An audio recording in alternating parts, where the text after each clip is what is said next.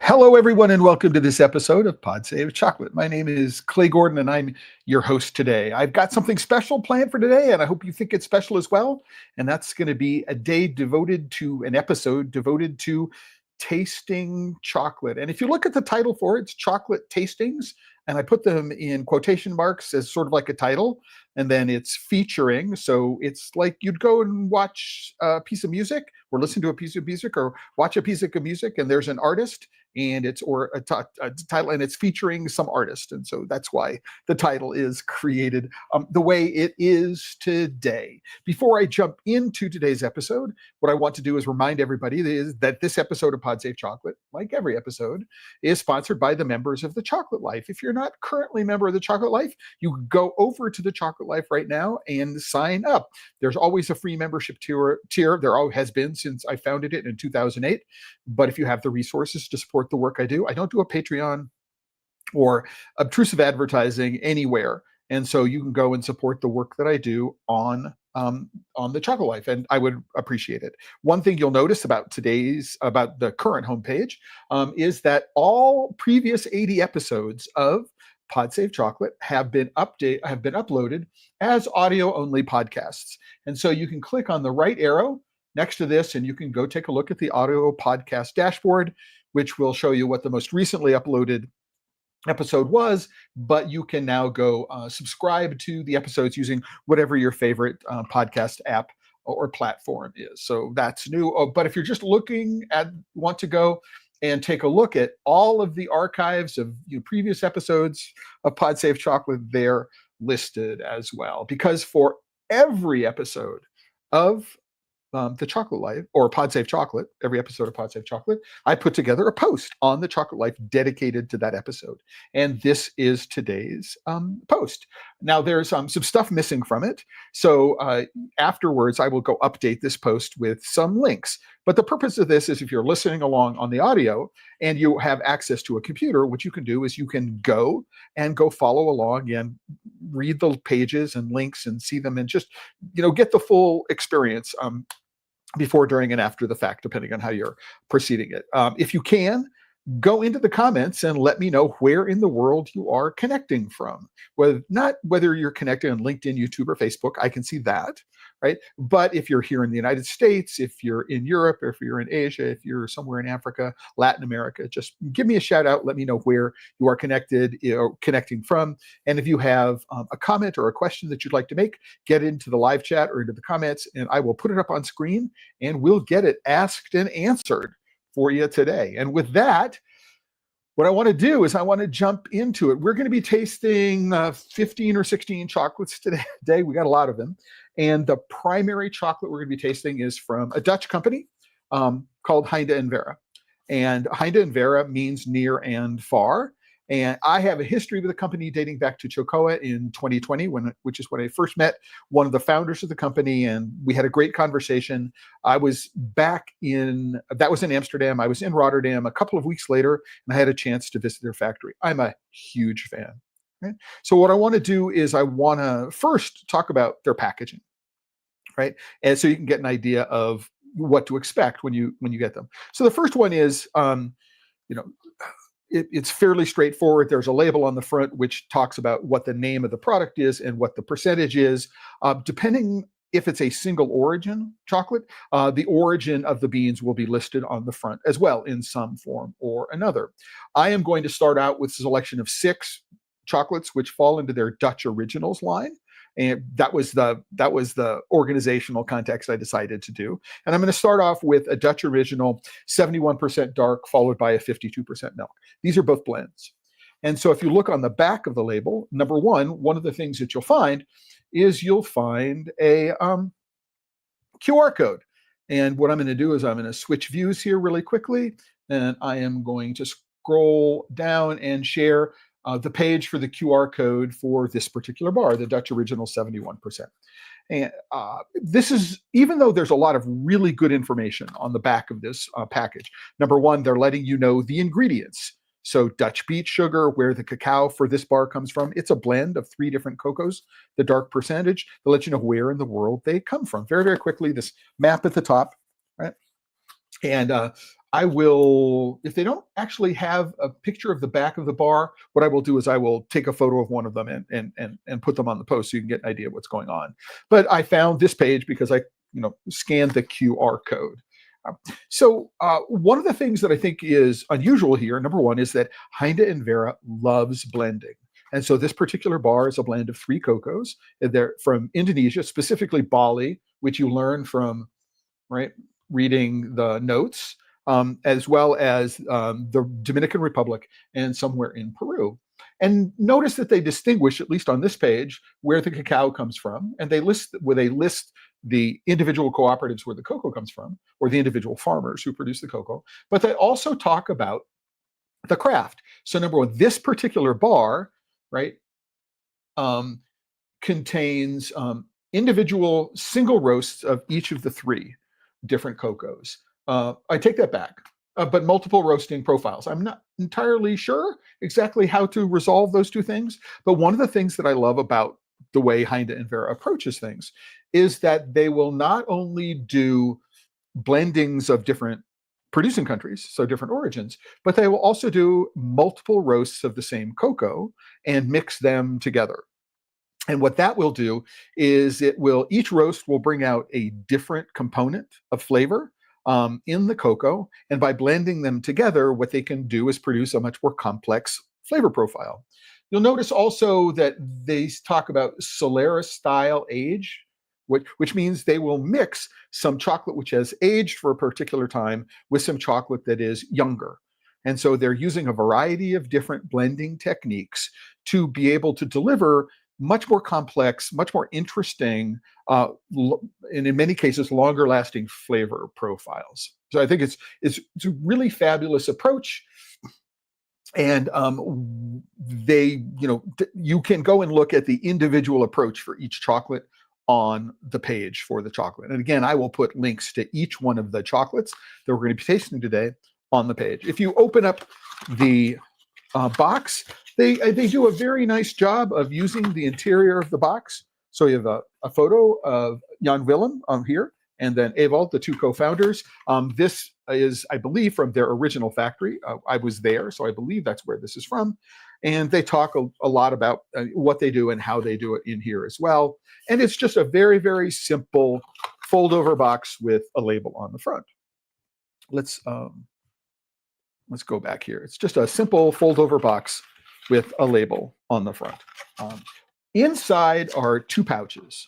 Right, and so each pouch individually sealed, to lock in the freshness, for want of a better term, and the aroma of the chocolate inside the pouch. Now, I shared some of this with friends and family a couple of weeks ago. So what I'm going to do is, where I have opened up a pouch before, what I'm going to do is I'm going to open up the fresh pouch, and then I'm going to go and consume stuff later on. But I'm going to open up the fresh pouch, which you can tear or you can slice open with scissors. Now, one of the things that this format does is it gives you a really good opportunity to put your nose in things. And what's interesting for me about the 70% is, on first blush, what comes out at you is a fruity floral aroma. It's really, really the first thing that comes out at you on the first smell. But when you put it back in, it will come, and a chocolatey note will come through it. And after that, there is a blending of the 2 of them. So there is a description of flavor notes. If you go and take a look, it says a warm, balanced mix of nuts, flowers, and herbs. Again, that might be on the taste. not necessarily on the aroma. Pleasing bite, the melt is just right, and a long chocolatey aftertaste with a hint of coffee. So I've done a good job of smelling it a couple of different times. We can pull the chocolate out, and I got to say that that every single one of these bars that I've run across over the 4 years or so, that 4.5 years that I've known them, is impeccably produced. I mean, the temper is perfect. There's a very, very fine texture on the surface, so you're not going to get much in the way of depositing marks on the front. There are depositor marks on the back, right, that haven't been fully vibrated out. The molds tend to be a little bit underfilled. Sometimes there's a lip around the edges, but there's always a huge, nice, crisp snap. Right, smell that, and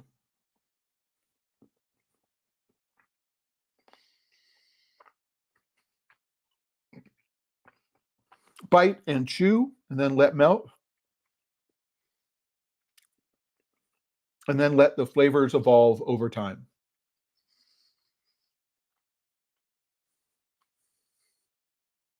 Mm. Right. As I mentioned, um, um, as I read, they say a balanced mix of fruits, nuts, flowers, and herbs. That's the challenge of reading someone else's tasting notes, is that it could influence what it is that you taste. Now, you may say, what herbs are they talking about, or what flowers are they talking about? But having said that, there's a nutty component. The floral note for me was more in the nose, as long with the herbaceousness was more in the nose than it was in my mouth. There's no astringency. There is a very, very hot, slight hit of fruit acidity, which may be what they're talking about when they talk about the bite. There is a long aftertaste. I mean, this chocolate is still in my mouth. I get to talk about it and I get to experience it at the same time. Right. And then as it leaves the mouth, I mean, there is it gets high up in the nose. There's this really, really pronounced brightness to it towards the end. And there is a sort of, for me, a sort of coffee with a lot of milk component in it, not necessarily straight coffee. A part of it which mixes with the nuts after the flowers and herbs have disappeared from the flavor profile. So it's extremely well made. I mean, there's a really, really nice bite to it. The chew is very even and soft. The melt is very clean. So, technically, as I said, I mean, these chocolates, are all very, very well made. The temper on them has always been very, very good. And all of them lend themselves to sitting down and just enjoying the experience of flavor. This chocolate is one of those that really does say, okay, I want to sit down and focus on concentrating on what it is that I'm tasting. Now, there's another Dutch original chocolate. This is a blend as well. It is also from 3 different producing countries, but this time the producing countries are Colombia, Ecuador, and Indonesia. And one of the things that I noticed is, I don't know that if the order that these are indicated on the back of the package is just so that the lines don't overlap on the map, or if this is actually indicates which producing country dominates in the blend. And I'm guessing that may not be the case, because for the Dutch original dark 71%, the order which is on the box and the order which is on the page descriptor for the chocolate, the orders are different. And so I don't think that this is the order. It's one of those things that the sort of geek in me would say, well, if I knew that this was primarily Colombian cocoa, or if I knew it was primary, Indonesian cocoa, in this case, Balinese cocoa, would it tell me anything? I don't know that it would, but it's just, okay, I really want the order of the cocoa beans to be the orders that they are. in the blend. So I'm not going to go to the tasting notes for this. So the milk chocolate here, it's a 52%. They're using milk and sugar, so beet sugar from the Netherlands, as well as milk from Dutch cows. And this is where I introduced myself to Abe Baldwin. I heard him overlook, Dutch milk is the best milk in the world. And, I walked over there and I said, well, nobody says they use the world's second best anything. And that started a conversation about sourcing and about, the techniques of making chocolate and all that stuff. But, this stuff is just, really, really, really well made. If there are fingerprints on them, the fingerprints are mine. And one of the things about underfilling a mold is these little edges that form.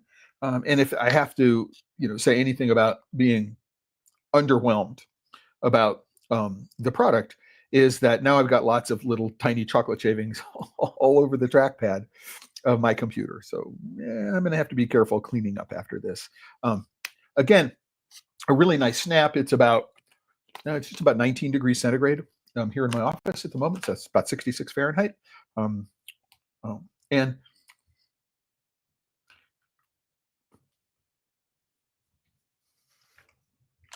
yeah, biting through, there's no hint of a texture. Everything is refined really, really well. And this is milky forward, but not caramelly milky forward. It's 53%. So it's a dark milk chocolate, 52%. It's a dark milk chocolate. It is not overly sweet. There's a great balance between the cocoa flavor and the milk flavor. Now, I will admit that when I'm not tasting, and I have to have more. So excuse me as I talk with chocolate in my mouth. As a chocolate critic, as somebody who is asked to give my opinions about chocolate, I have to be an equal opportunity chocolate eater. I have to give every single chocolate an opportunity to either impress or disappoint on its own terms without prejudging anything.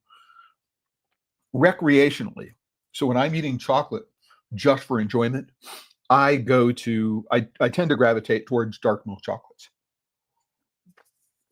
I'm looking for something I can put in my mouth and it'll just put a smile on my face. When I'm eating recreationally, I don't tend to gravitate towards very, very high cocoa content dark chocolates, which have a lot of complexity, which require that I pay attention to them. That's what my professional life is all about, is working with those chocolates. But recreationally, something like this Dutch original, which is a blend of 3 different producing countries, and is a high cocoa content milk chocolate, 52%, is exactly the kind of chocolate that I tend to gravitate towards. And if you're a chocolate maker and you are interested in understanding how blending can work for you, right, then it makes sense to go take a look at many of these, or take a taste of many of these Heinde Verre chocolates, to give you an idea of what can be done. Now, this is it's a very sophisticated approach for most craft chocolate makers. Most of them focus on single origin. Many of them focus on single origin chocolates. So the entire bar is made from beans from one country, right? Or one part of one country. And there's not a whole lot of interest in blending in any form. So if I have 5 bags of beans from the same place, I'm not even going to blend the bags together. So if there are differences between bags, I'm going to iron out the bags. I kind of wonder why that is the case, because sometimes, especially if you're buying from a very large cooperative, you might have 2 bags next to each other, which come from the same place, but they're from their very different farms and actually taste very, very differently because they were fermented differently. And so for me, blending. So blending the beans, blending the roasts, right? Blending, even after you've refined the chocolate, blending them together and doing a little bit more refining is just a way of introducing a whole lot of, well, number one, it does make it easier to produce a more consistent product. And number two, especially when you think about things like Solera blending, which is age blending. So you take chocolates which are produced at different times and you mix them together. What you do have the opportunity is from the same bean, introduce a whole lot more complexity, right? Because you're using different roasts to deliver different flavor profiles. And then you're also using blending techniques to marry all of those flavors together, right? If you're a chocolate maker, if you're a craft chocolate maker, and you have not experimented with blending in these ways, I recommend that you start experimenting with that way. It really, really is helpful in many, many respects to be able to produce, right, some really much more interesting chocolates in my experience, right? Um, you can do a better job of being consistent if that's your intent, especially if you've got a lot of beans from the same harvest. Um, it makes it easier to produce similar chocolate from all of the beans from that same harvest, even though it may be different from harvest year to harvest year or from season to season. So just, I mean, I am fascinated by this whole idea of blending. We do it a lot in spirits, we do it a lot in wines, we do it a lot in lots of other foods, and I don't understand why people don't adopt it more in craft chocolate, even single origin, right? So I could have a single estate. That makes sense that all the beans come from one farm or one estate. But I could take 3 or 4 different beans from different parts of Venezuela or different parts of Ecuador or different parts of Peru. And I could still make a single origin, but I could introduce the complexity of all these different flavors. And that it's a different approach. And actually, it's one that I like. And one of the reasons why we're tasting these today. One of the things, so next chocolate is the Heinde Verre Dutch grown vanilla. I gotta say, I mean, Heinde means near and Verre means far. And so Heinde, when they use that, they're talking about these are things that grow or are produced in the Netherlands. And so they did a Gianduja-like product for me for my 20th anniversary. And it's the first time I'd ever heard that hazelnuts grow in the Netherlands. I didn't know that, right? Until they produced this bar of chocolate for me for the 20th anniversary. And they also used a kind of beet sugar, which is called bastard suiker. I think it's suiker. Dutch is hard to pronounce for me, for an American, right? And what the bastard suiker has in it is a percentage of invert sugar. And the invert sugar changes the texture and mouthfeel, right? In only very, very positive ways. I mean, it's really, really a lovely, lovely sugar to be able to include if you can get your hands on it. It is really hard to find in the United States. Easier in Europe, but anyway, if you can find it and you can use it, I would suggest that you go and do that. And the reason why we're jumped over to that screen is I accidentally hit it for a while, and I want to do a quick shout out to Chef Jeffrey Gardner, who's connecting. He's got a factory. His business is in Torrance, California. So Marsata Chocolate, Jeffrey, Chef. It's glad to hear from you today. It wouldn't be right that I'm tuning in while working away, busy season, be well. Well, Chef, when you get an opportunity, there is the audio podcast now. And of course, these things are always archived, so you can go and listen to it when it is more convenient for you. So getting back to this next bar. So this is a 53% dark milk chocolate. We're using Dutch vanilla, right? Dutch milk and sugar, and cocoa from Estera Estate in Grenada. So it's a single estate chocolate. It does say that on the front label.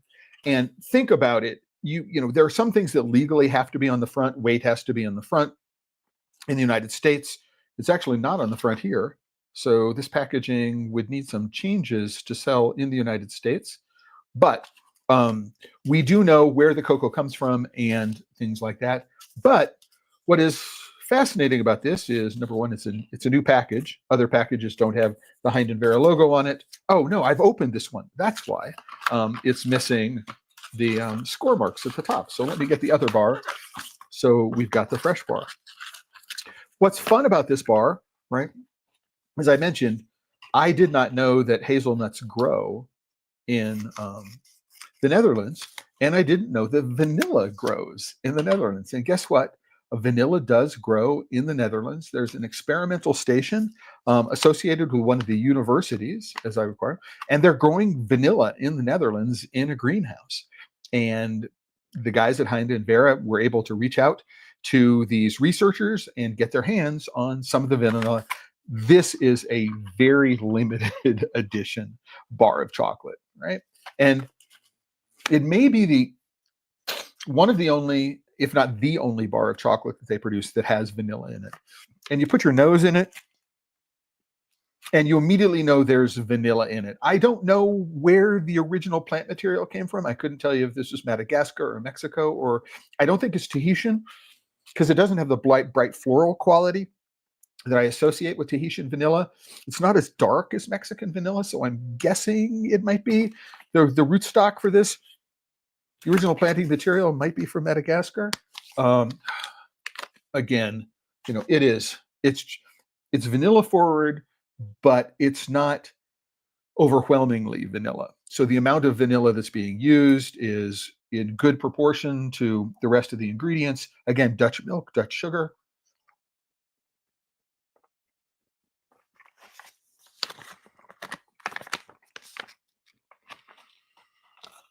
I don't know if you can hear me too. Man.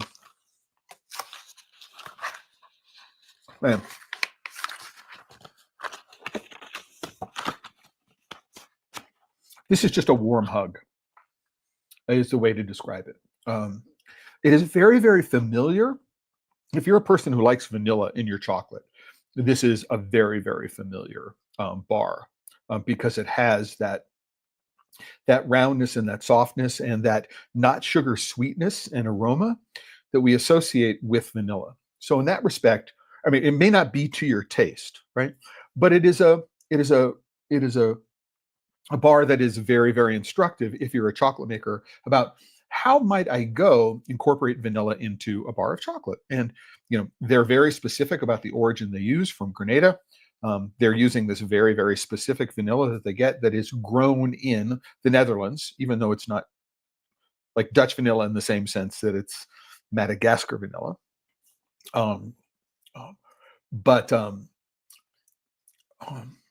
It just all of a sudden, I opened up my mouth and I breathed in, and there was it's nostalgic, it's warm. I mean, if you are a Scotch lover, if you are a brown spirits lover, this bar is going to go really, really well. I wouldn't necessarily say with super peaty or super alcoholic-y spirits, but a blended whiskey, maybe something I could, I immediately Maker's Mark jumped to that, or maybe a cognac, a really, really nice. This is going to be a great chocolate for sipping and savoring and pairing with other things.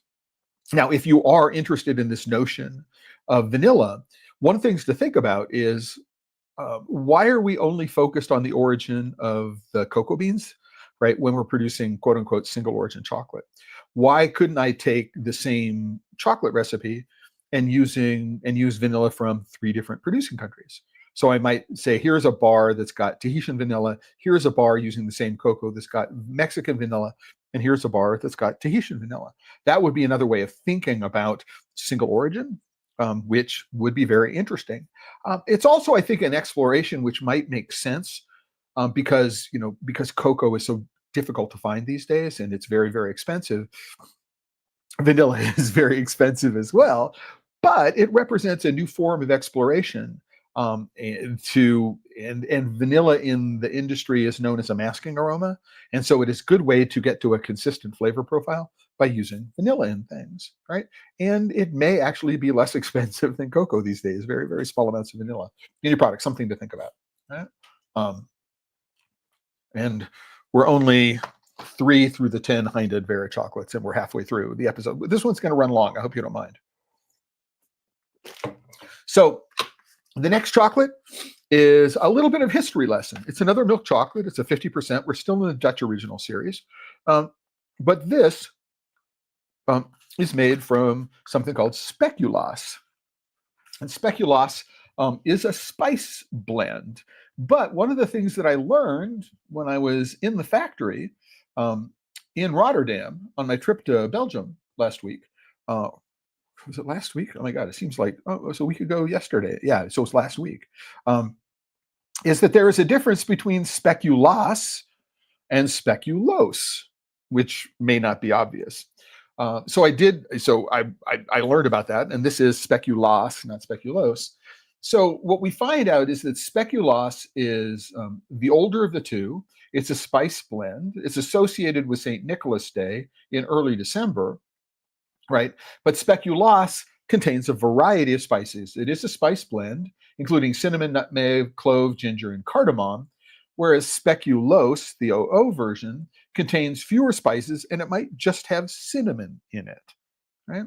And so speculoos, there is a pun, I believe, in Dutch, having the LOOS. Spelling means less, right? Which might be one of the reasons why it was named that way. Although it's Belgian, the speculoos is Belgian in origin. There's no way for me to provide a link to this page, but if you are interested, maybe if I can find some of the sources here, what I will do, oh yeah, there's a Wikipedia article on speculoos and a Wikipedia article on speculoos, and a link to the two of those in the post for today's episode. But one of the things which is really interesting about this particular blend from Heinde Verre is that it contains white pepper, right? And so white pepper is refined into the chocolate. So it's not an inclusion, it's a refined in. And it's on the nose, that sort of slightly peppery piquancy, if we want, which is there. None of the color associated with black pepper, of course, because I got rid of. But it does provide a level of complexity to the overall flavor profile. And having it in your mouth and smelling it, the aroma grows. And one of the things that you can tell is because this is the full spice blend, right? We've got the cardamom and the ginger and the cinnamon and the nutmeg and the clove in there. We've got that complexity that's often missing with a simple speculoos, which just might have cinnamon in it, or it's just cinnamon and nutmeg in it.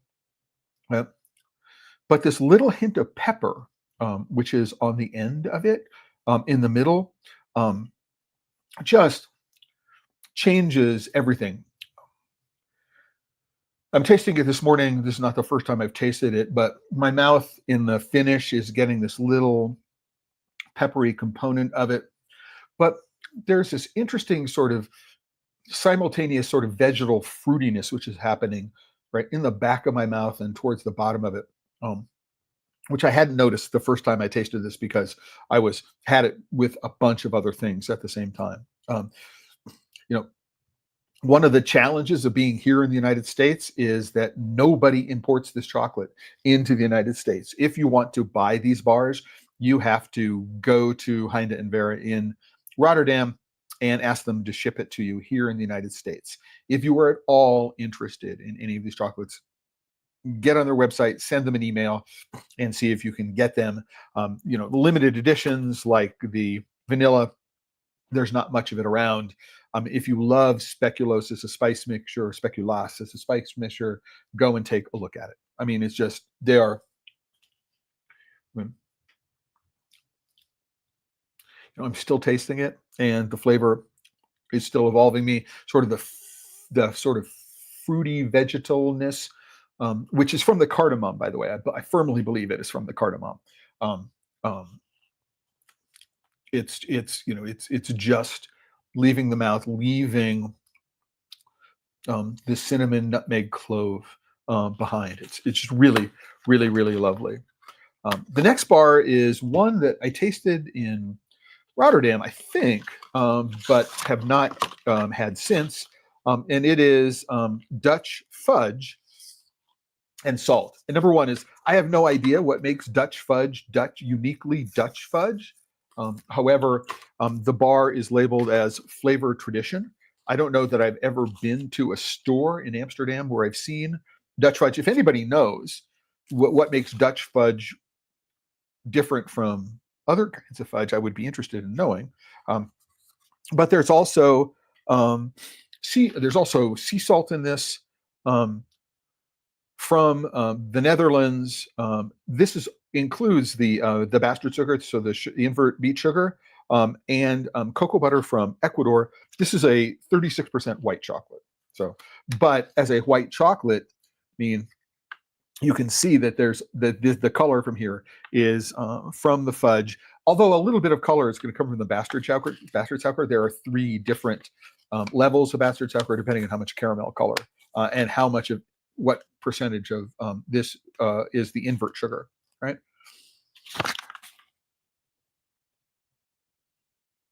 Yeah, this is very caramelly, I suppose is the best way to describe it.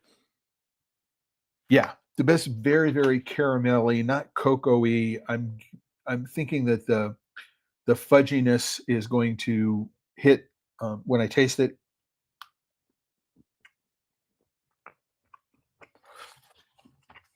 Mm.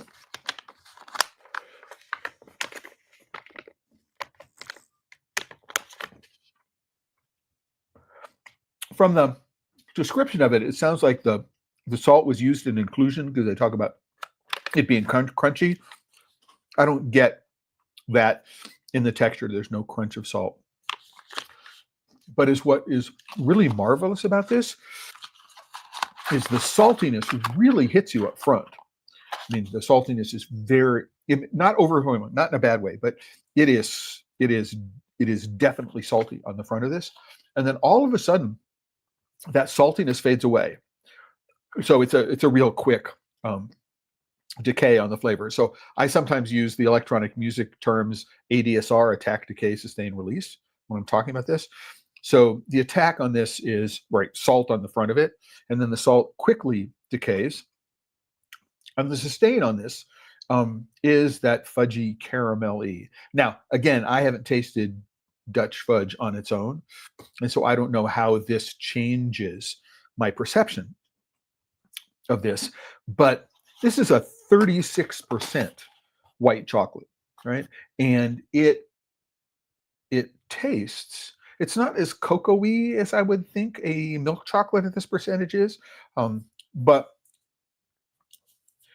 I mean, it's a flavor journey in the mouth. If if you're interested, and I don't know what technically is going on, and I don't know why the salt just hits up front and then decays relatively quickly. There's no hint of saltiness on the long finish of this at all. And so it's there as this is interesting. I haven't tasted chocolate that's salty in this quite way. And then all of a sudden, where did it go? Which is really quite interesting. And the back end of this, there's a particular cocoa butter that they get from Ecuador. And I think what I'm tasting at the end of it is they let us smell it when I was there. So they just opened up this bag of cocoa butter, and it's intensely floral. Not at all what I expected from an undeodorized cocoa butter. And I think what I'm tasting at the end of this is this cocoa butter, because there's a floral quality to it rather than an undeodorized cocoa-y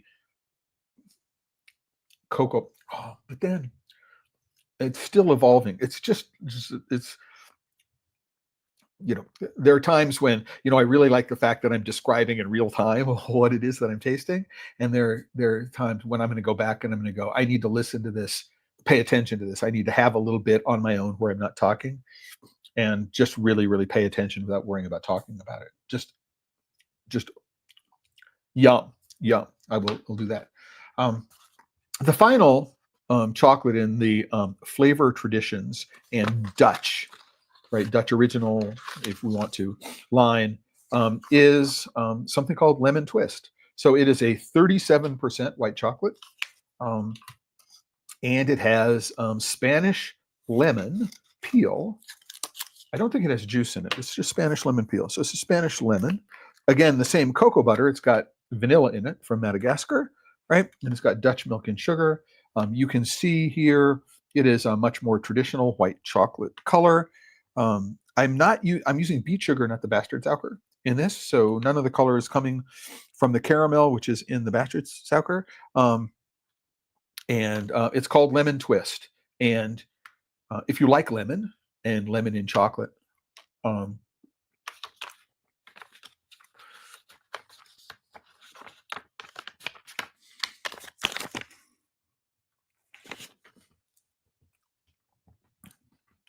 I mean, the sugar is refined into it perfectly. There's no texture associated with the sugar or the milk. There's no texture associated with the lemon zest, but it is bright and fruity in a citrus kind of way. Lemon really, really does come through very, very nicely. And it's not overly sweet, which is another thing. Many people don't like white chocolate because white chocolates have a tendency to be really sweet. And one of the things I can say about this white chocolate is it's not, and I would say, maybe you've had a really good limoncello and then you've had a really, really bad limoncello. And one of the differences that you'll find between a good limoncello and a bad limoncello is just how sweet the bad limoncello is. And so if you're worried about that, don't worry about that. This is a straightforward lemon. The decay on this is fairly quick. I mean, I don't think you're not going to get a very, very extended aftertaste on this. And I'm trying to think what I might actually want to pair this with, right? Because I think that, again, I'm not entirely sure.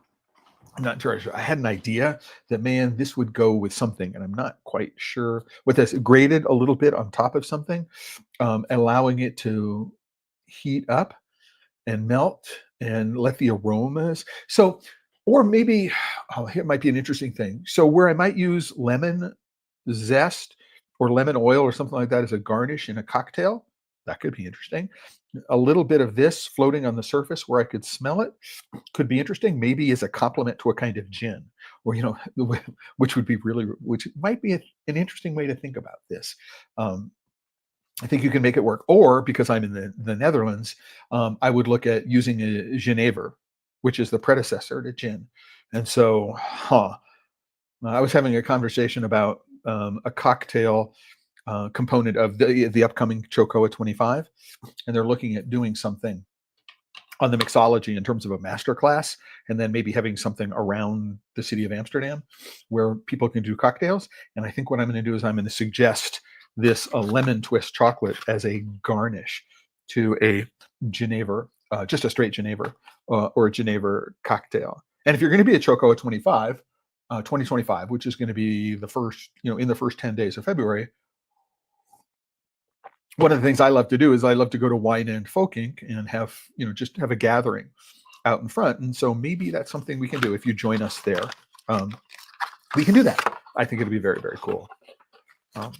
So the next chocolates we're going to go into, I think they're all 4 dark chocolates. I have a mound of chocolate here. Nope. Yep. They're all 4 dark chocolates. The first one is from a producing country that most of us don't know of, which is Papua, which is not Papua New Guinea. They're not the same. This is a 71% dark. The tasting notes, number one, comes from the wild and unspoiled nature of West Papua, part of the 2nd largest rainforest in the world, which I didn't know.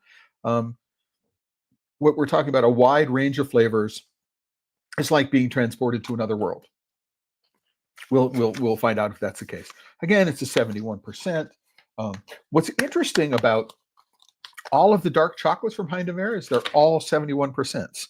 The milks and the whites are 36, 37, 52, 53, but all the darks are 71%.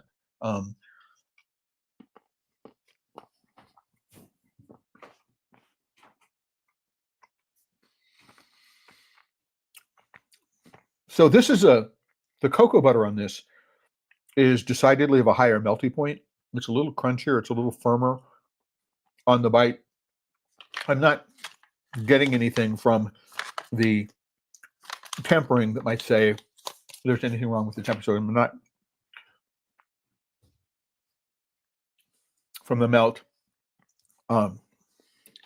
Wow. The finish on this is just this wonderfully intense chocolate, cocoa-y chocolate. The finish on this is really lovely. There's some fruit acidity which comes in at the end. It's fairly straightforward. on the front as you're biting it and chewing it and letting it melt, but the way it evolves as it starts to melt, right? And it goes through. There's a little bit of, I'm salivating a little, even though it's not astringent. That's, I've noticed no bitterness, no astringency from any of the chocolates that are here. So they're doing a good job of sourcing their beans, so they're well fermented, well dried. They're not burning them in any of the roast profiles.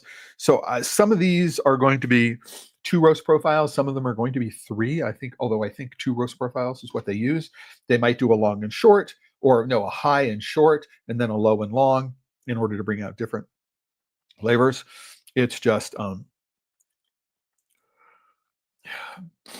yeah, if you want, the way I think about the Papua is that if you're looking for a really, really straightforward chocolate, right?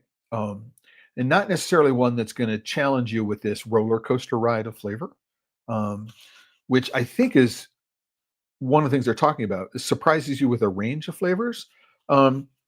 It could be that I'm not getting it because I've had all these other chocolates beforehand, but I think that there's an intensity of chocolate flavor here, right? Which is really, really attractive. And it would be the reason I would go back to this. Now, I'm going to go back to it again when I haven't had 6 other chocolates beforehand at 11 o'clock in the morning, and see if is there a bigger difference in terms of the expression of flavor that I get. And I'm sorry, I just hit my microphone in case anybody got a big thump. But yeah, the long finish on this is just this really, really scrumptious, unctuous, luscious, chocolatey, just filling my mouth. It's really, really quite lovely. Let me grab a little bit of tea. So I've got room temperature tea. It's a green tea. So I'm looking for a little bit for some of the tannins in the tea to be able to clear out the mouth without there being a huge flavor associated with the tea. The next chocolate is what they call zesty Venezuela. And I think it's interesting here, again, single origin. They will talk about the origin of the cocoa beans on the back of the bar. So they let you know the name of the farming family, the Marquez family in the Ferreja Mountains. I mean, if you go to the page for this, what you'll do is you'll see, oh, I do have the page here. So let's go take a look at the page on the Heinde Verre website. So they've got this really, really extended description of how it is that they make it. You can see the plantation. You can see people working it. They talk about the cacao. They talk about the craft. And you can see them in the process of making it. And these would have been, I think, in their old factory. So they've in the new workshop, they have a different roasting method as well as a different grinding method using different machines. But you can get a lot of detail about each individual chocolate. And one of the things that's interesting about the Heinde Verre's website is they don't spend a lot of time. If you look at this drop down, there's not really anything about us or history or anything like that. It's very, very straightforward. I think that's in some respects very, very Dutch, very, very straightforward. Although if you do go to the homepage, what you'll do is you'll find some descriptions, all right? Transparent and sustainable. They talk about what those mean. And then there are posts from their Instagram account. So it's very, very straightforward, very, very straightforward presentation on the web, focusing on the chocolate and the story of the individual chocolates, not necessarily how the makers, how Ewald and Jan Willem came to become chocolate makers. So it's interesting. So the Zesty Venezuela.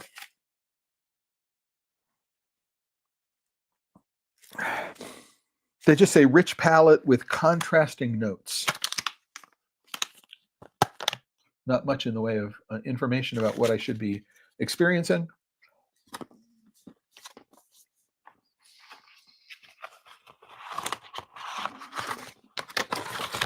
This may have a higher fat content, a little lower melting point, so the bite is not quite as firm. The chew is easier. The melt is straightforward.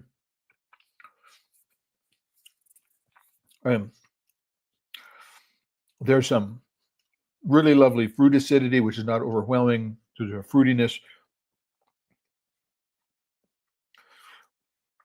that gives way to chocolatey notes.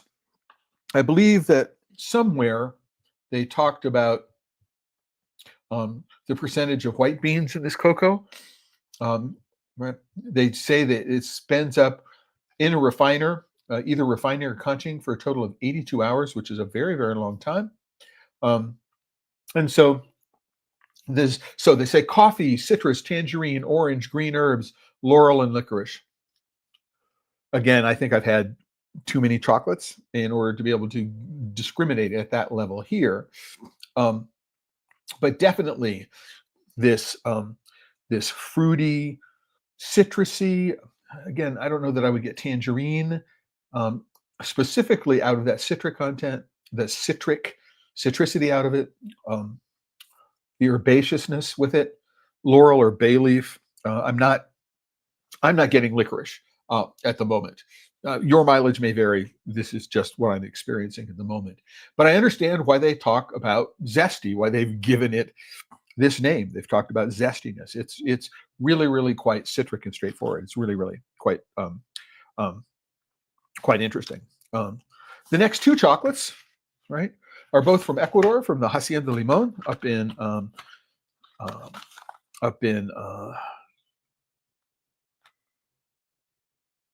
it's interesting because they talk about no, I take that back. One of these is from Hacienda Victoria and the other one is from Hacienda Limon. Huh, interesting. But we got a 71% and a 100%. We're going to start off with the Pearl of Ecuador from the they talk about the Pearl of Ecuador cacao. And I believe that there's more than one hacienda, or maybe what I'm doing is I'm misremembering. They call Pearl of Ecuador cacao. The 71%, again, we've had three darks, three different origins, three different producing countries. They're all 71%. And there are two different roasting profiles in here.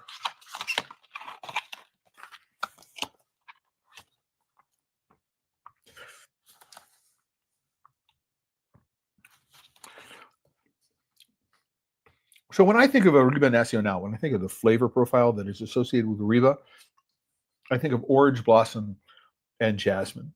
So there are, I think, it's not the most dominant Arriba flavor that I've ever had in a chocolate bar. But what's interesting is that the 71% Papua, right, tastes a lot, even though it's the same percentage, right? 71, they're all 71%. This 71% is less intense. It is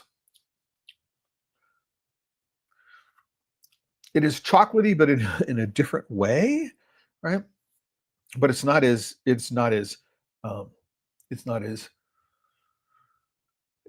aggressive. I think that's a good one. So that the Papua, it comes at you with its chocolatiness, whereas this Pearl of Ecuador at the 71% is much softer. Perhaps more approachable might be the way. I think they're very, very different, and I think it makes sense, to taste both of them and to understand their differences and to be able to appreciate each one of them for what it is, as opposed to what it's not. And it makes an enormous. There is an enormous difference, even at the same percentage. And this is something that I recommend that people do, right, in their tasting adventures, is to do a tasting and to theme the tasting. So I'm going to do chocolates from one maker, as we're starting off here, or I'm going to do chocolates with cocoa from the same producing country. So I might have, a bunch of different Ecuadorians or a bunch of different Peruvians, so I can taste what's going on. I might have makers from the same consuming country. So I might say, I'm going to do 4 Peruvian chocolates from French makers, or 4 Peruvian chocolates from American makers, or 4 Peruvian chocolates from Peruvian makers, to get an idea of how differences of expression, many of which are not just the beans, but are cultural. The Dutch think about chocolate in ways which are different from the French think about chocolate, which are different from the way Peruvians think about chocolate or Ecuadorians think about chocolate. And so putting together these different collections, these different themes, is a really, really fun way to explore chocolate tasting, because you're focusing on understanding how beans from the same country create chocolates which have very, very different expressions. Again, the beans might be from different parts of the country. They will have, different genetics, almost certainly, different fermentations, almost certainly. But all of that is then filtered through the hands and the taste buds of the maker. They have an artistic intent, and they're expressing the flavor potential of the beans. And so thinking about theming things in that way is quite interesting. So I have, 4, single bean chocolates from different countries, but they're all expressed through one maker. And that's one of the things, going back into history, that really first attracted me to the first single origin chocolates that I ever had from Bonin in 1994. I mean, there were 7 different bars, I think. 2 were from the same country, so 2 from Venezuela, 1 Puerto Cabello and 1 Chuao. But otherwise, I had all these other countries, but they were all the same percentage, which means they all had the same amount of sugar. And so what you were doing is you were evaluating, the differences came from the way the beans themselves, the way the beans were roasted, right, which are, expressions of intent from the chocolate maker. And so my first introduction to chocolate, to single origin chocolate 30 years ago now, was through this lens. And I'm connecting back to that now, understanding just how seminal it was and how important it was that was my first experience in single origin chocolate. And it's one that I think you can go and recreate today, right? I would recommend it. I would recommend it, doing it. So this last one, excuse me, is a 100%. This last one from Heinde Verre is a 100%. And when you're doing the 100%, there's no place to hide. If you don't have very good beans, if they're not well fermented, if you don't roast them right, it's going to go wrong. While these are intense, while this chocolate is intense, right, there is in no sense, at least to my mind, that it is bitter. There's no bitterness here. There's no astringency here. There's a creaminess to it in texture as well as in flavor. So, again, flavor is a component of taste, aroma, or smell, as well as some trigeminal sensations, which, among other things, contribute to astringency, but generally things that we associate with mouthfeel. So that's flavor, is the combination of those things.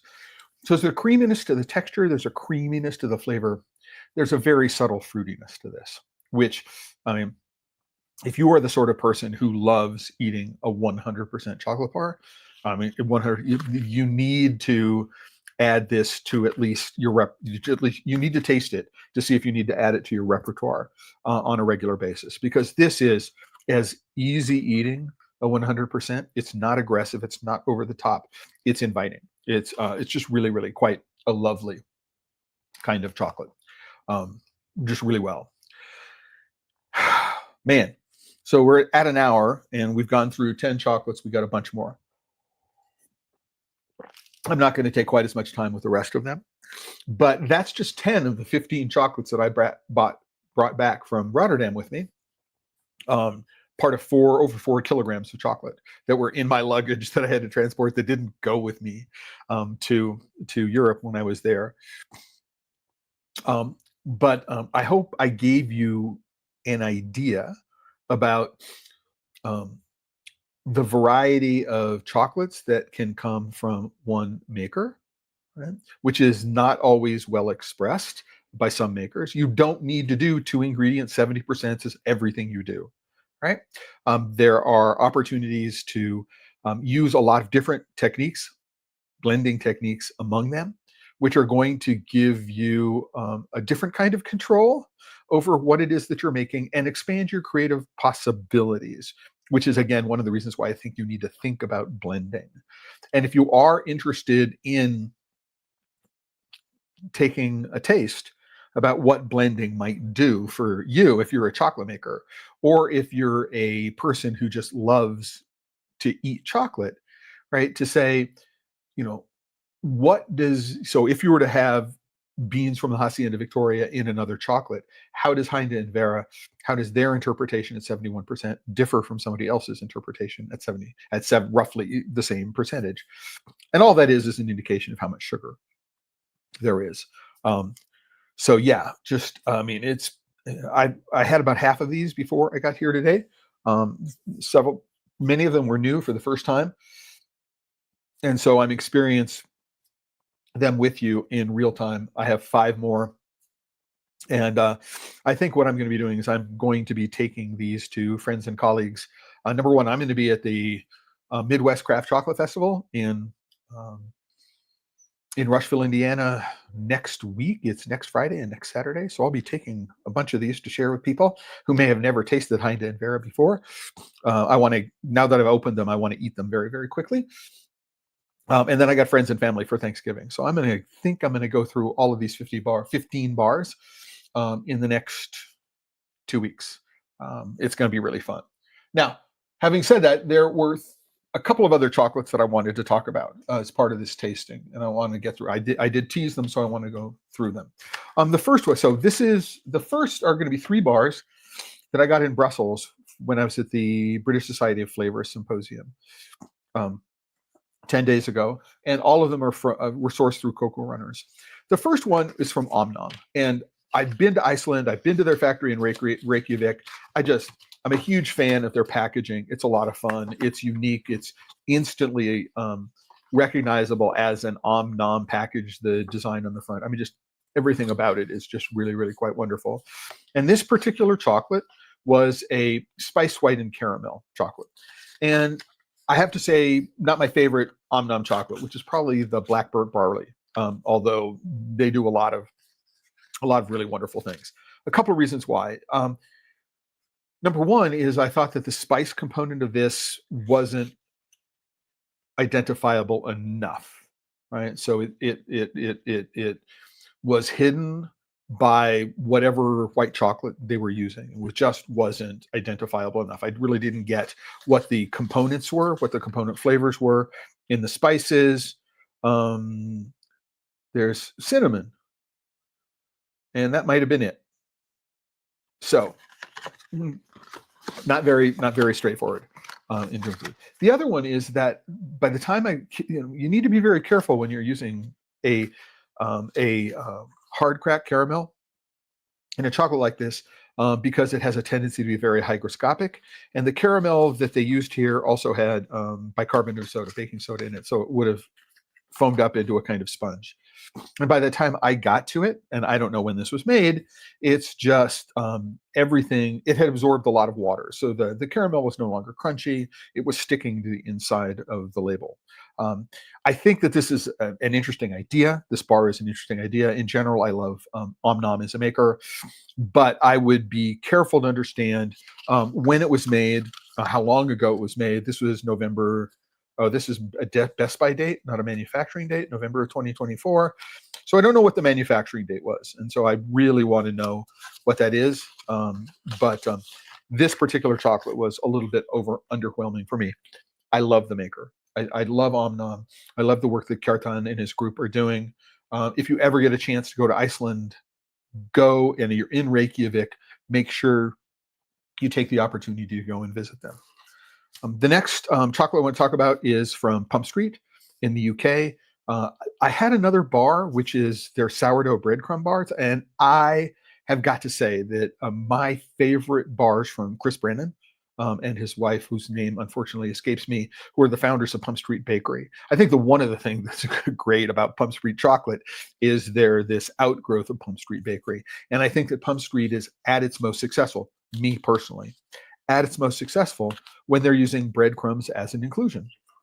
And so the sourdough is just a whole lot of fun texturally. I just love the crunch. It's a rustic chocolate, but it's rustic in a very different way from Taza. It's rustic in a very different way from Modican chocolate.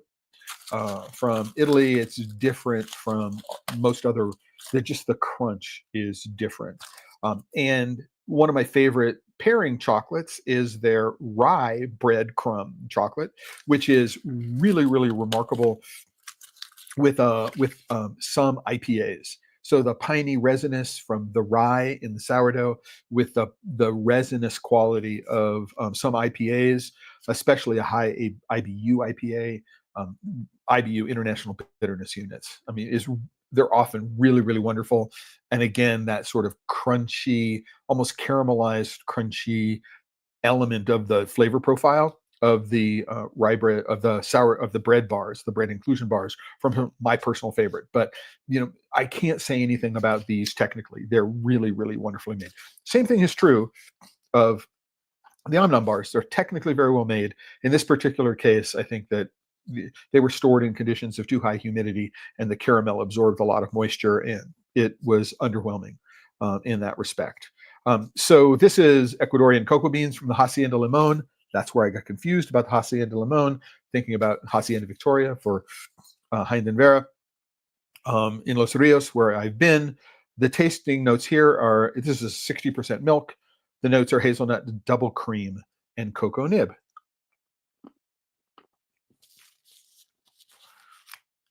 Even though cocoa nibs are not an inclusion here.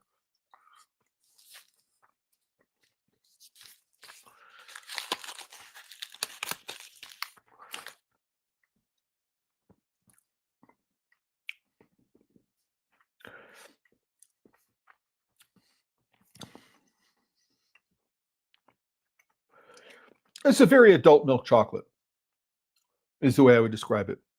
If you like dark milk chocolates, this is not the most cocoa forward dark milk chocolate.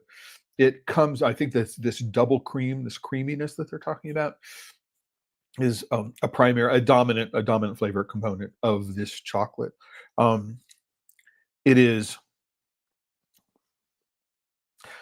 I started off with the first chocolate and talking about it as a warm hug. That's very, very much the way I think about this. There's nothing challenging about this.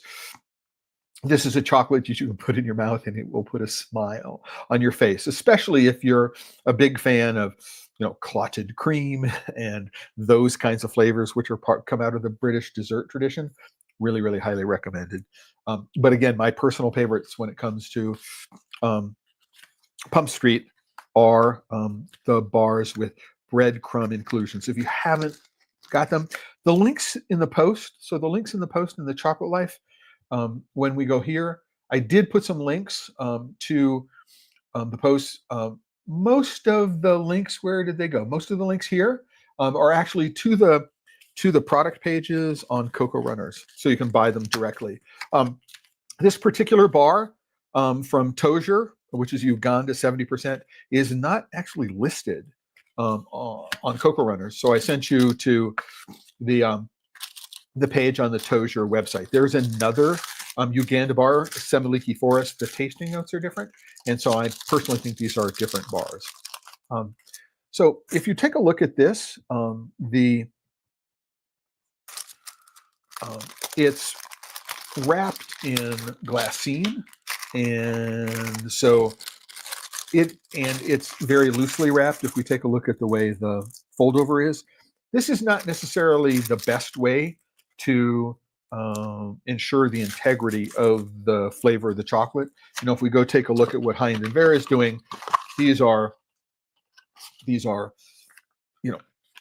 sealed, and they're, I don't know if you can tell, but there is a liner in here which is designed to prevent oxygen and moisture migration. This is a better format. It may be less recyclable. This is going to be easily compostable and recyclable. So hard to know, but it's going to do not as good a job at guaranteeing the long-term integrity of the flavor of the chocolate. So if you're going to do this, I would be very, very careful to find out if you can get the manufacturing date. This has got an expiration date of 11/20/24. Kind of thinking that this might be why Cocoa Runners supplied these chocolates to us for the tasting. They're getting things which are nearing their best by dates. It's a 70%.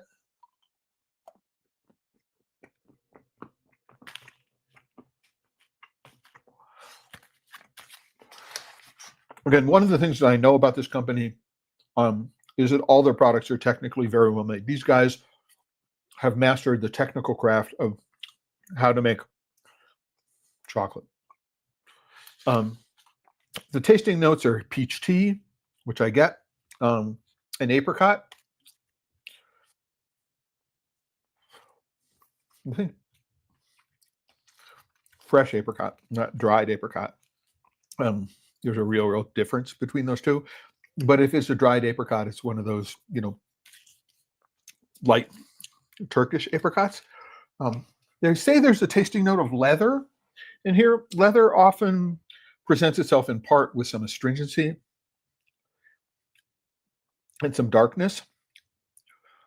And I don't necessarily know that I'm getting the leather. For me, the peach tea and some of the fruity brightness of the apricot are really what dominate on this bar. And it's a 70%. It's a light 70%. I mean, this is not aggressive at all in its percentage. It is definitely not over roasted. There's nothing that suggests to me that the beans have been over roasted. They've been treated very, I'm now that the chocolate is in my mouth a little longer and it's beginning to leave, there are some leathery like notes on the longer finish here. So if I've had it in my mouth and the saliva is working on the chemicals in the chocolate, in the formation of, among other things, what are called Strecker aldehydes, which is something that I learned at the British Society of Flavor, that flavorist symposium, that there's an interaction between the water in your mouth, in your saliva, and the chemistry of the chocolate, that if you give it enough time in your mouth, you'll start generating an entirely new set of flavor chemicals that are through chemical reactions, right? Then you'll get from the first moments that you put the chocolate in your mouth. A little tiny bit of leather, but it's not dominant at all. But again, it's a matter of setting expectations. This is a very light 70% chocolate.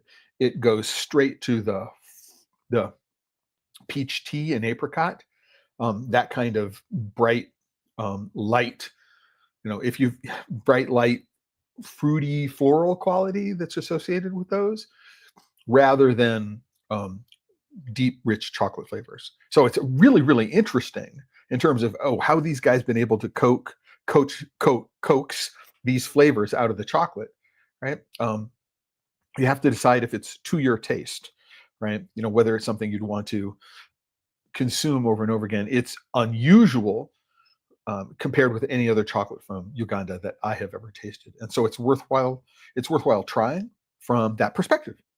So one of the great things about having all of these things is to be able to do these side-by-side comparisons. Now, again, having other chocolates in your mouth before you taste these things is going to have an influence on what you're tasting and your perceptions of them.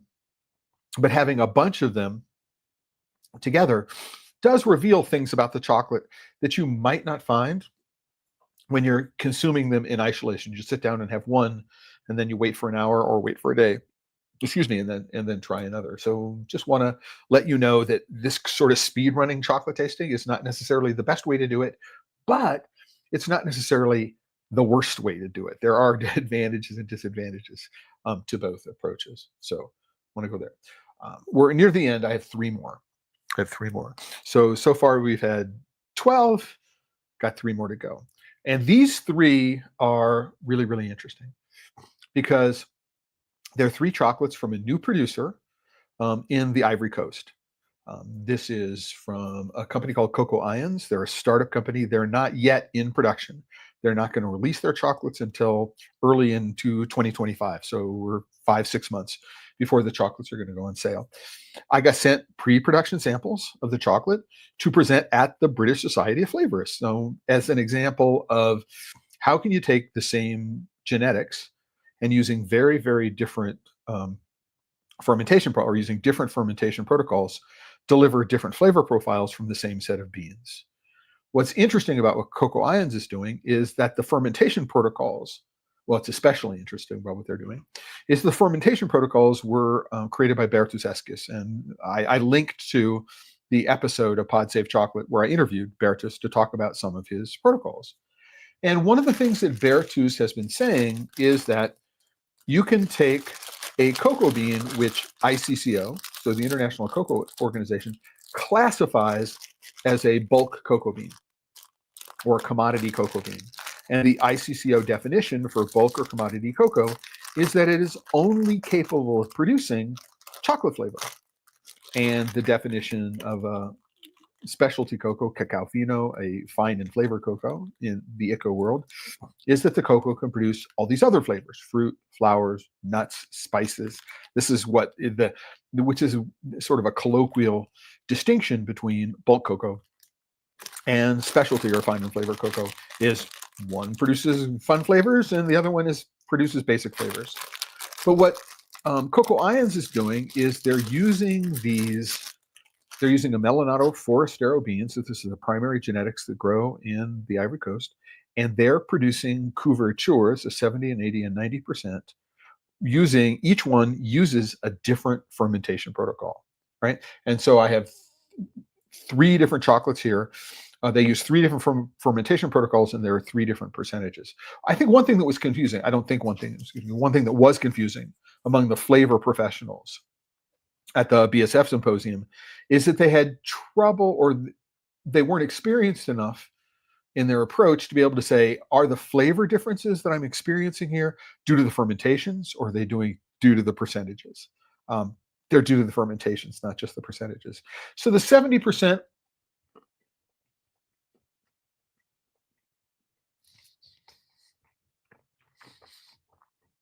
is described as being fruity and creamy.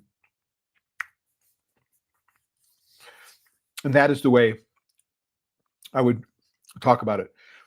There's not a huge chocolatey component, but it's straight through the middle fruitiness. These chocolates were made, oh man, there's a little bit of spiciness on the end, which I didn't get. These were made on the 15th of October. So they're less than a month old. When I sat down and tasted them at the British Society of Flavor Symposium, they were only about 10 days old. And so what I think I'm tasting is a little bit of flavor change as the chocolate ages. But they're going from 0 to 1,000 metric tons next year, and they're looking to sell couverture made from Ivorian cocoa beans produced in the Ivory Coast. And they're going to start with the European market.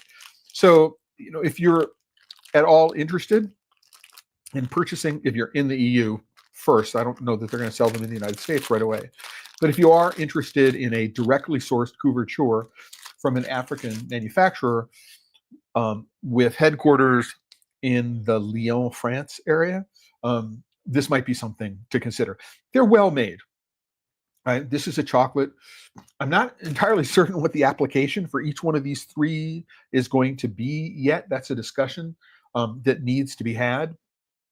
But this with some either pastry or other kind of confection that had a fruit component to it would be a very, very tasty application for it. And at a 70%, it's not an intense 70%. I want to do everything that I can to encourage the success of this company, because I think that the project of number one is engaging in non-standard fermentations, which reduce risk. So these fermentations are somewhere between 0 and 2 days, right?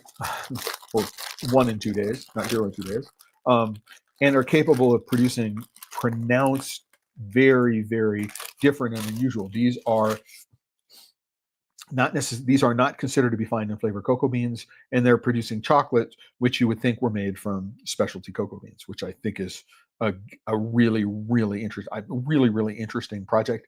And it's something that I don't necessarily know that most people who aren't aware of the work that Bertusescus is doing knows that this is at all possible. Right?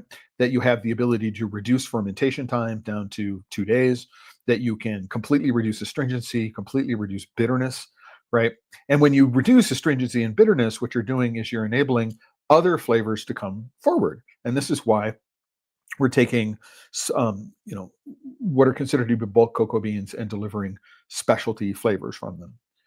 In addition to the 70%, there's an 80%, which I'm tasting now. Again,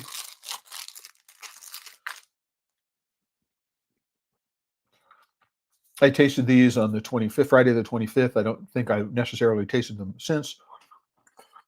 But this one is deliberately manufactured or deliberately fermented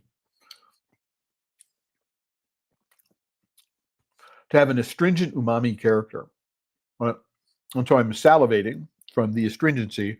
I don't get any other, I don't get any of the drying sensation that I associate with astringency, but I'm salivating from it. Different. And umaminess is an interesting flavor profile in chocolate. Again, the same beans, different fermentation, different percentage, but I get a very different flavor from it. In this Tosier bar, they talk about, excuse me, leather. And then, excuse me, not certain where that came from. I got a leathery component at the end of this, which I wasn't expecting. But for me, of the 3 chocolates that are produced here, again, Cocoa Ions, there's a link to their website, which is in the post for today.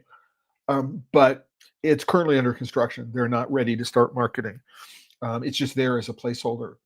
So if you're interested, number one, if you're interested in knowing more about it, you can contact me and I'll introduce you to the people in France who are behind this and Ivory Coast, if you're interested. But for me, this umami astringency, for me, is the hardest one to wrap my brain around and understand what the applications for this are going to be. What am I going to pair these flavors with in an ice cream, a gelato, a pastry, a bar? What other things am I going to pair this with that'll make it work? I mean, would I do something really herbaceous? Could I do something which has got rosemary in it, for example? That might make sense. I don't know about fruitiness. Maybe chestnuts might be something that would work with this. But for me, this is most challenging. And if you're a confectioner, right, or you're a pastry chef in a restaurant, this might actually be the challenge of using this chocolate it's going to be the challenge is, finding something which is really, really complementary to the flavor profile. I don't know. I mean, it's certainly not, if you were to put this in a bar, it's not something that I would want to taste on a regular basis. I think it's really, really interesting, to throw into a tasting program to say, wow, these are Amelionato Forastero beans from the Ivory Coast, and this is a really unusual flavor profile that you're getting from these beans.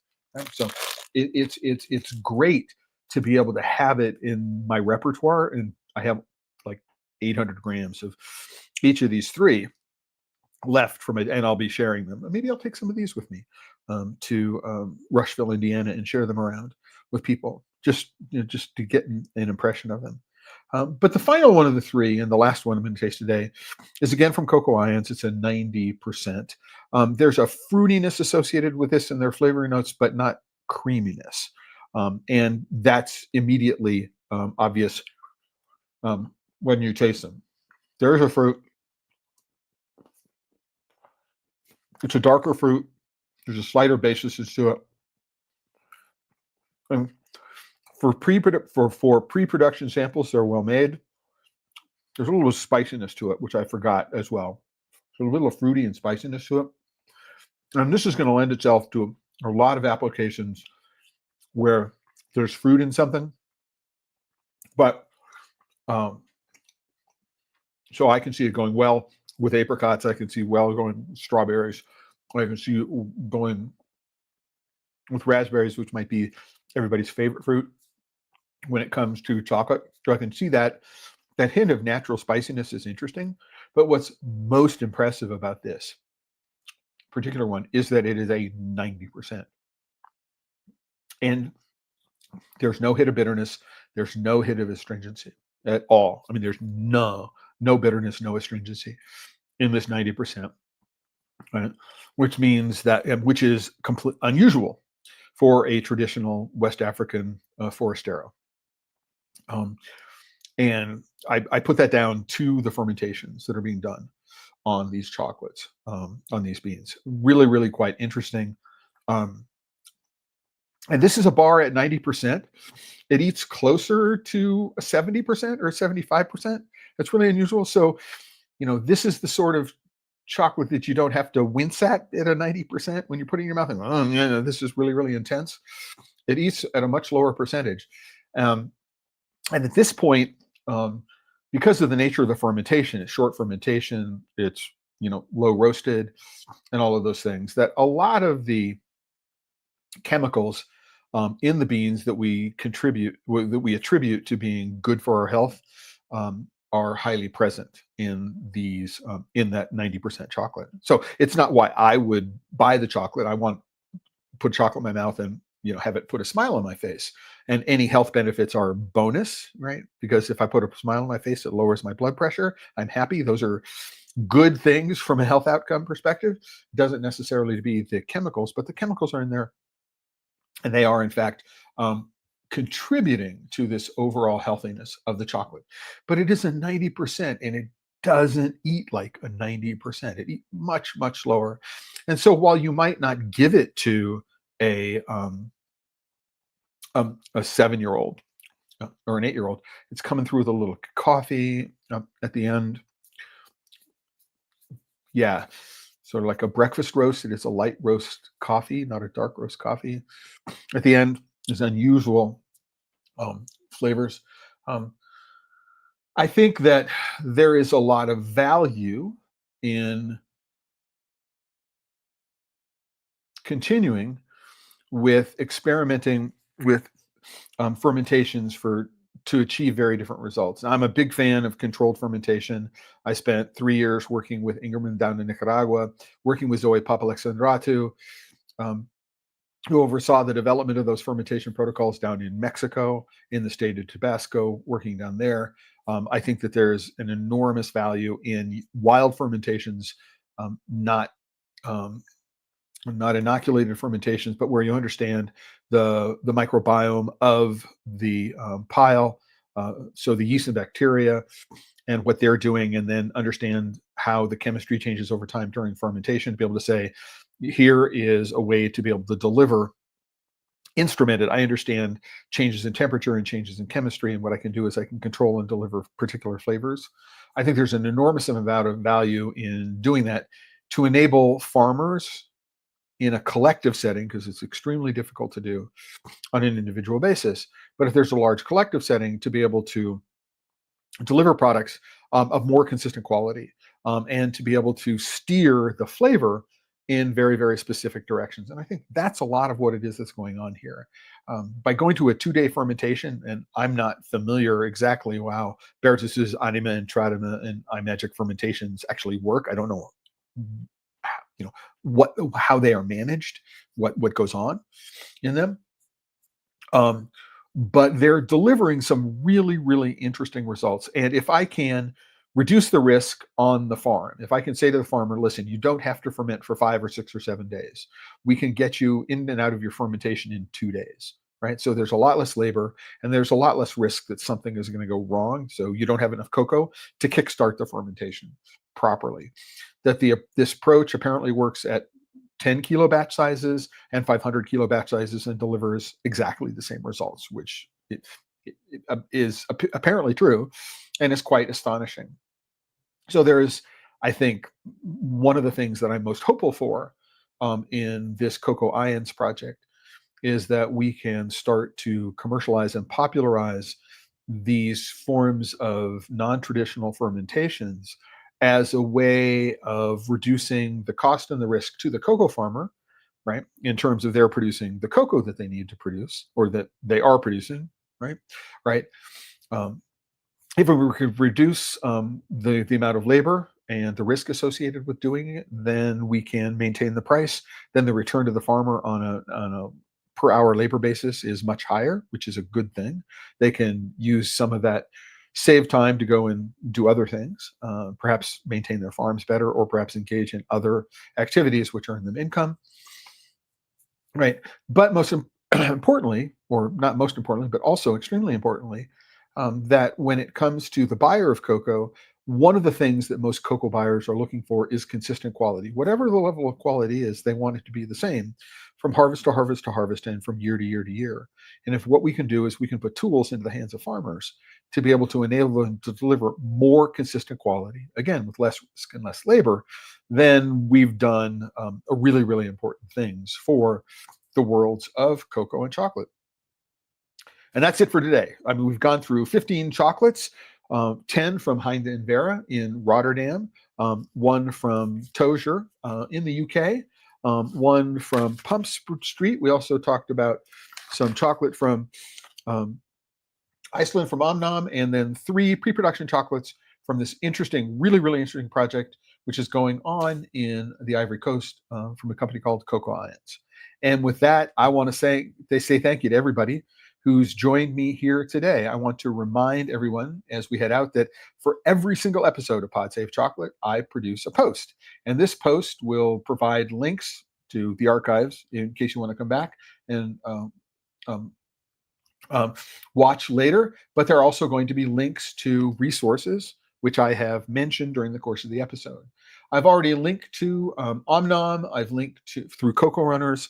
I've linked to the 2 Pump Street chocolates, also on Cocoa Runners. And what I will do is I will add links to the 10 different Heinde and Verre chocolates that I tasted during the course of the episode, and I'll do that sometime in the next day or so. I want to close out by reminding everybody that this episode of Pod Save Chocolate, like every episode of Pod Save Chocolate, is sponsored by the members. If you're not a member of The Chocolate Life, you can go and click on this button. I'm logged in, so it says account, but if you go there, it'll say join, right? And you can join. There's always a free tier. There's a monthly member newsletter. There are more tiers. If what you'd like to do is you'd like to support the work that I do here. I don't do Patreon. The only advertising that I'm doing right now is I've added this new space here on the homepage, and it is for chocolate festivals and classes and things which are central to understanding and enjoying cocoa and chocolate. We're not going to be doing random advertising from Google AdWords or anything like that. So I just want to let you know that that's a new ad position. Just a real quick note, the archive site is going to be opened. I'm not waiting for single sign-on. I'm going to go and open this up manually so that if people want to participate in it, if you're a member of the Chocolate Life and joined at any time in the last 2 years, I'm going to transfer your email address and information over to the archive site. All you have to do is go and sign in. You'll have to ask for a new password, but I'm going to be doing that sometime between now and the end of the month, I hope, so that people will be able to use the resources. I'm going to rename it the archive. It's going to be active. And I primarily want to put people into the forums section because that's what people want the most. But you will be able to, start blogging. You members will be able to start posting on your own as well, uploading images that talk about your experience. All of that stuff is going to come back sometime in the next month, and we'll wait. And if I can ever get single sign on to work, we'll get single sign on to work. But that's coming up, and things that I'm doing. You can click up here, and you will find the audio podcast dashboard for every single episode to date of Pod Save Chocolate. And I'm going to keep up. So every week, I'm going to be updating the episodes from earlier in the week. And I just want to also end with the fact that this coming Friday, which is the 15th, There are a couple of important acronyms which are going on in the world of cocoa and chocolate. They are the EUDR, the Deforestation Regulation. There is what's called the CSDDD, which is the Corporate Sustainability Due Diligence Directive. And then there's a Corporate Social Reporting Directive. And so I'm going to do a deep dive into what those three things are and how they relate to each other. While it will be more important to people who are doing business in the EU, importing cocoa beans into the EU, selling products and services in the EU. But if you're outside the EU and you want to do business in the EU, you do need to be aware of what these regulations might mean for your business. And so we're going to be talking about that next week, this coming Friday. So today's Tuesday, the 12th of November. On the 15th of November, we're going to be talking about that. And we're now maybe the longest episode of Pod Safe Chocolate I've ever done, 95 minutes. I thank you to everyone for your patience, and I look forward to having you come back. And remember that if you are working with chocolate and you're not having fun, you are doing it wrong. Until the next time, everybody, ciao.